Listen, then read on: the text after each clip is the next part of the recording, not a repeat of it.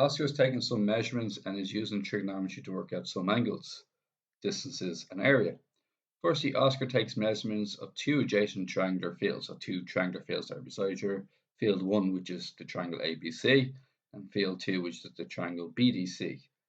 Now, B lies on AD, so the line AD contains B, so they're collinear. It means all 3 points are on the same line. Happy days. And then it gives us the measurements of 35 for AC, AB being 30, BD being 10, and the angle CAD being 50. Find the area of field 1 and then find the area of field 2. Give each answer correct to the nearest meter squared. Okay, let's start off with field 1. We're going to go into trigonometry here. So we're going to be looking for area of a triangle. Okay. Now the area of the triangle for trigonometry is on page 16. And on page 16, you'll see a half AB sine C. A half any two sides and the angle that occurs in between them. So I'm going to do a half 35 times 30, and I'm going to go for sine 50. Okay, so half 35, 30, sine 50. Okay, so this should be quite the easy question, we're hoping.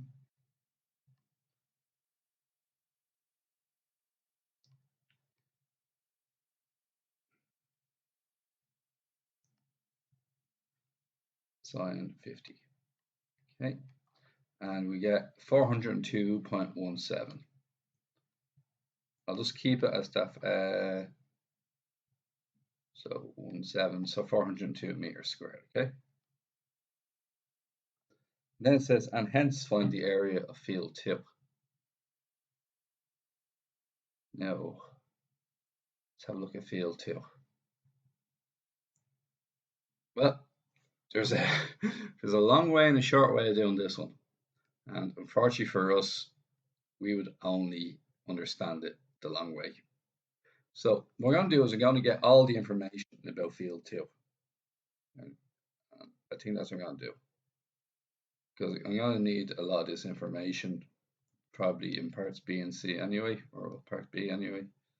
Length of perimeter field 1. So I'm going to need X for the perimeter field 1 anyway. So look, I might as well do that. That's the answer, part 2 anyway. So I'm going to do the cosine rule, okay? So it's going to be 8x squared equals, now remember the cosine rule, you're doing a squared equals b squared plus c squared minus 2bc cos a. Okay, so I'll get the area of field 2 later. I'm just going to do part 2 first, right? So it's going to be x squared equals 35 squared plus 30 squared minus 2 times 35 times 30 cos 50, right? I'm just going to copy and paste that. Cut and paste that over here for a minute, okay? And this is the way I would have done it in the exam. I actually would have answered part B before I answered the second part of part A. Quite controversially, okay? So then we're just going to put this into our calculator. 35 squared plus 30 squared minus 2 times 35 times 30 cos 50. And that is 775 and then so I have to square root that in a second. So 775.146 square root it, 27.84, otherwise known as 28 meters. So if I was doing the perimeter of field 1, it'd be 35, 30, and 28. So it'd be 35, 30, and 28. So 35 plus 30 plus 28, and I should get a total of probably 93 meters. Okay, and that I got full marks for that question, by the way. That's just a 10 marker right there. Now, for this part A, I now know that that's 27.84. Okay.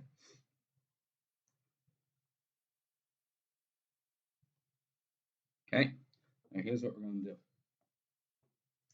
For part B, I'm going to find out what CD is. Does everybody see CD here? See this red line? I'm going to figure out what that is now. Okay, because I can figure out all three sides of that triangle. Okay, so here's what I'm thinking. I'm going to use the large triangle. So see this blue line here? That's 40 in total because I'm adding both sides together. So it's 40 and 35, angle of 50, and I'm going to find out what this length C to D is. Okay, so once again, it's going to be x squared equals whatever, 27.84 squared plus 40 squared minus 2 times 27.84 times 40, and then cos 50, okay? Now, I'm going to lob all that into the calculator, okay, and get myself 27.84 squared plus 40 squared minus 2 times 27.84 times 40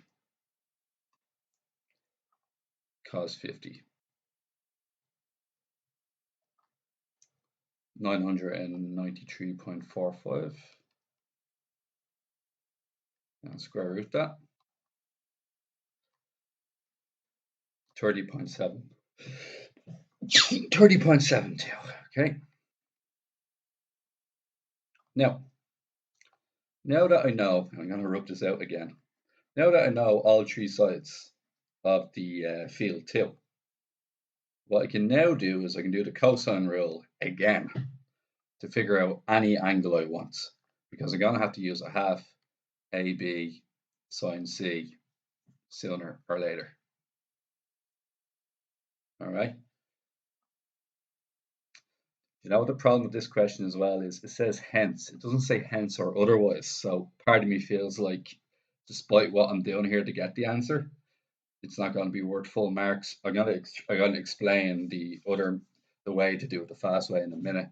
But here's how I would do it if I had a hence or otherwise to that situation. Okay. So what I do is I do the cosine rule. I'll get angle x. So I'd say 30.72 squared. This is good revision anyway. For those of you studying for your exams, it is good revision to practice this type of maths anyway. Okay, just want a bit more room. 2 times 10 times 27.84 cos x. Okay, now this is an angle question. Okay, and angle questions you have to treat differently. So it's going to be 30.72 squared, take away 27.84 squared, take away 10 squared. Okay, because you're going to bring them over the other side eventually. So to save myself sort of running out of energy with this question, so I'm just going to do it this way.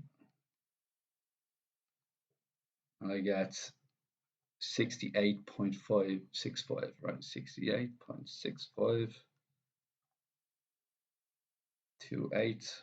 And then we're going to do this part here. Minus 2 times 10. Make sure you're in degree mode here. 27.84.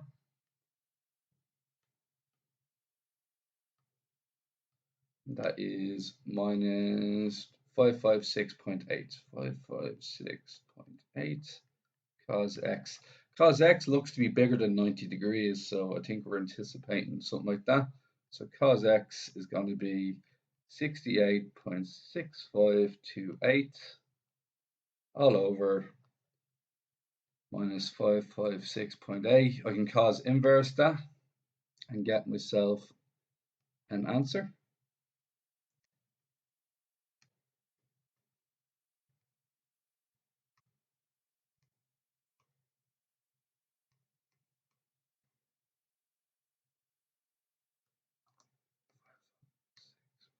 That's a minus on the bottom, okay? So, 97.08 degrees. Now finally, with that 97.08 degrees,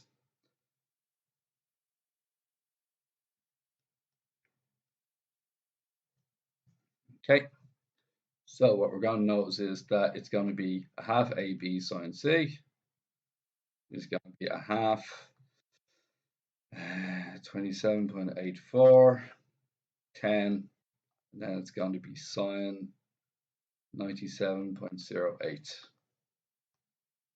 So it's going to be 0.5, 27.84 times 10 times sine 97.08. And long and behold, the answer is 138 meters squared. Now, what you're going to notice is, and here's the crappy part, right? So do you remember our answer from part 1? The 402.17. So if I do 402 and divide that by 3, you get roughly 134. Now, let's see.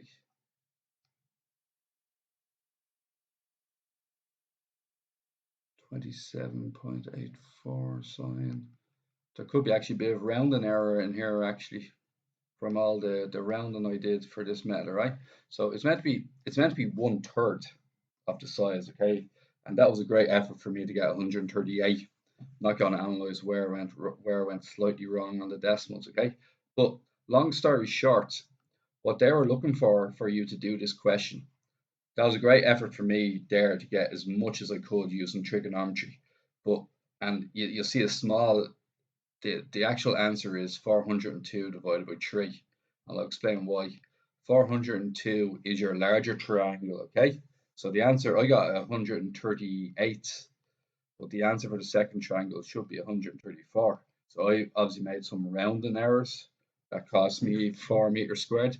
But if you look at this here, okay, imagine a triangle, okay, this triangle here, okay, and long story short, it's its base multiplied by its height is the way it works. So it's base multiplied by height. So imagine the base is 30 and the height is h. A half base times height gives me the area of this triangle. Okay. Now, however, a different triangle might have the same height. I'm just going to delete this now, right? So I'm going to delete this triangle here.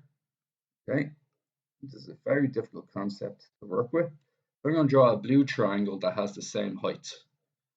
Okay, hopefully it'll be blue.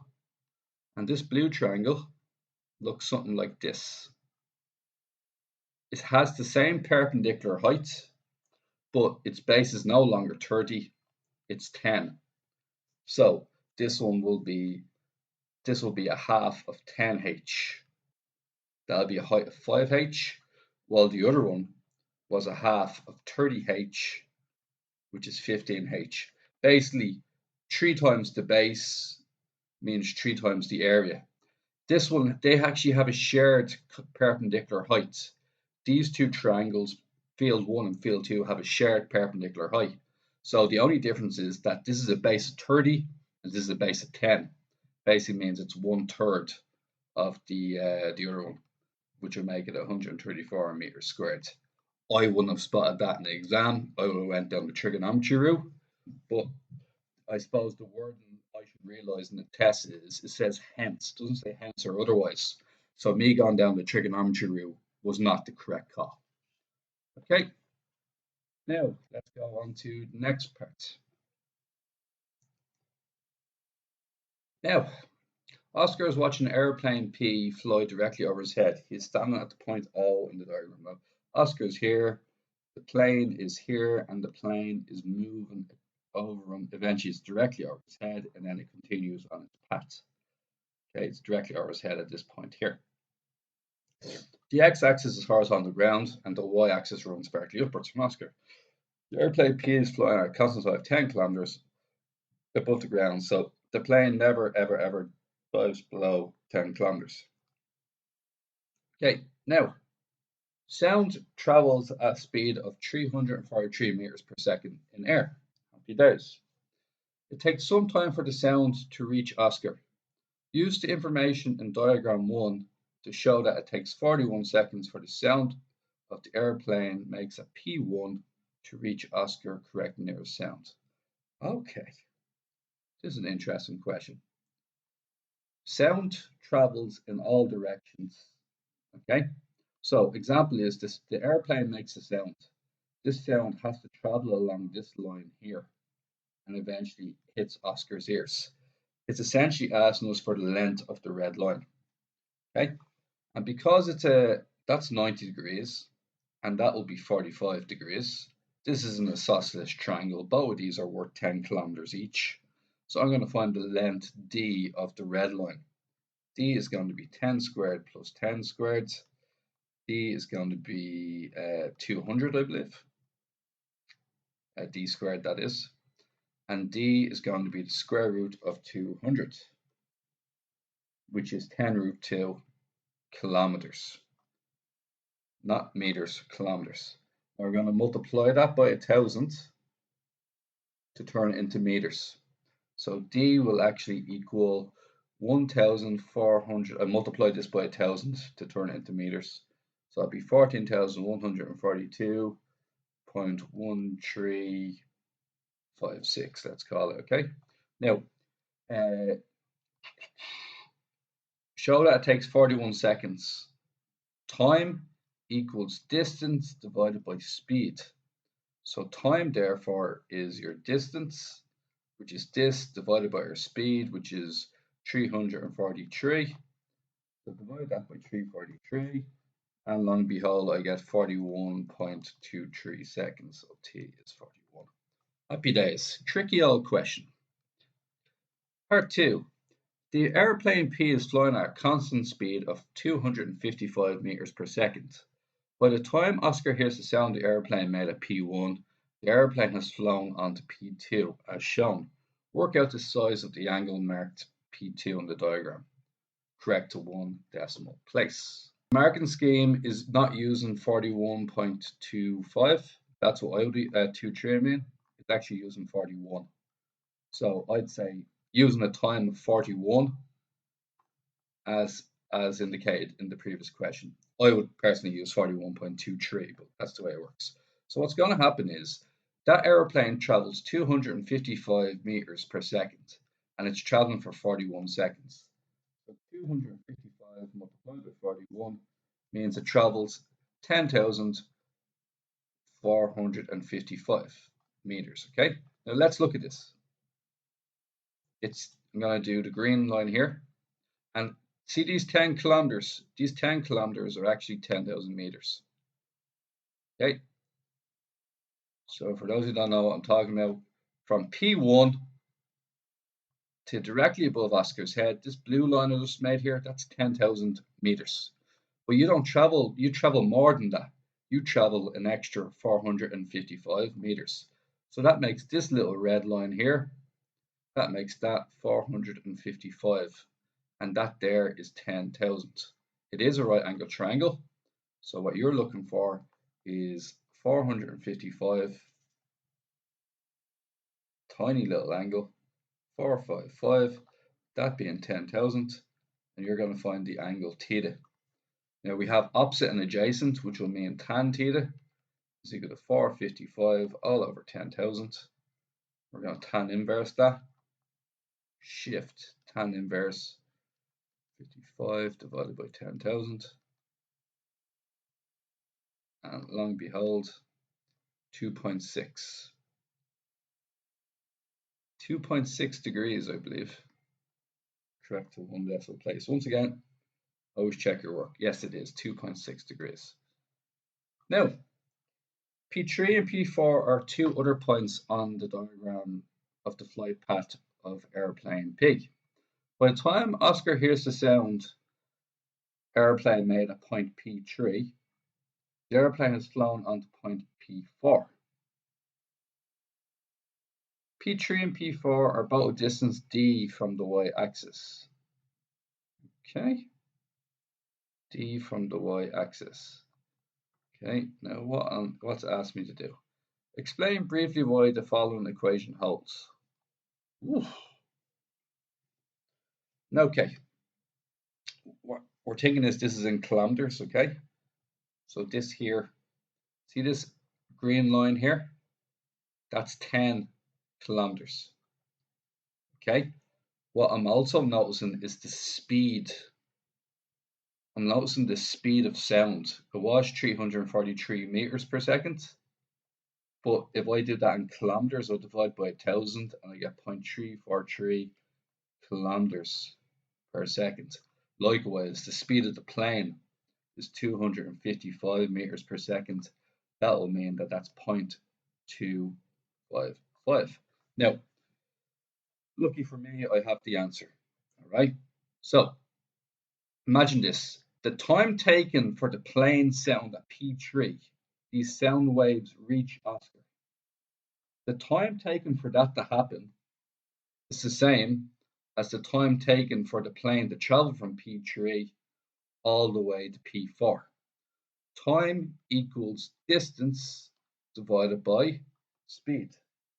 So you'd have to say that time for sound to go from P3 to O equals the time from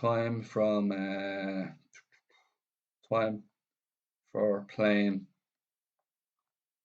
to travel from P3 to P4. Okay, now we're going to find the length of P3O. Okay, just going to rub this out for a second. Now, and we've already explained the time, the conversion of kilometers to kilometers per second. So this length here, okay, so the distance of O to P3 is going to be d squared plus 10 squared. So d plus 100 equals OP3 squared, and then OP3, and then time equals OP3, the length of OP3 divided by speed of sound. And the length of OP3 is 10 plus d squared over the speed of sound, which is 0.343. Now I've explained that part, and now the other part is the 2d. To travel from P3 to P4 is 2d, and it's distance divided by time, and it's distance over 0.255 kilometers per second. So that's it. I just didn't have enough room. Okay, now solve the following equation to find the value of d. No hassle whatsoever. I'm going to square both sides. So I'm going to get 100 plus d squared. I'm going to square 0.343. 3 squared 0.117649. And the great thing is you didn't need to be able to do the last question to do this one. Square 2d, you get 4d squared, because 2d multiplied by 2d is 4d squared. 0.255 squared is 0.065025. Cross multiply everything, which is going to be a lot of hassle. So we're going to cross multiply. Yeah, this is not a great one, to be honest. I'm going to have to multiply that by 100. And I'm going to get 65052. So 0.65052. That's when I multiply that by 100. And I'm also going to have 0.065025d squared. Horrible numbers.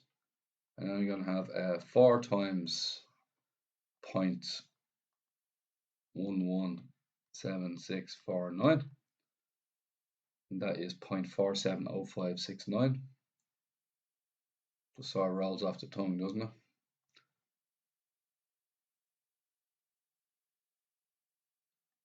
Okay, I'm going to put all the d squareds on one side and all the regular numbers over the other side. So I'm going to have 65052 equals, I'm going to get my 0.47056, which is already saved. I'm going to take away 0.065025, and I'm going to get 0.405571 d squared. Oh my god, this is harsh old question here. 6.5052 divided by 0.405571 is 16.03. 16.0396. I'm going to square root that. I should get my answer for D, which is roughly 4.005. I'm hoping. To one decimal place, it's 4. And that is the correct answer. And that was pretty difficult, I have to say. Okay.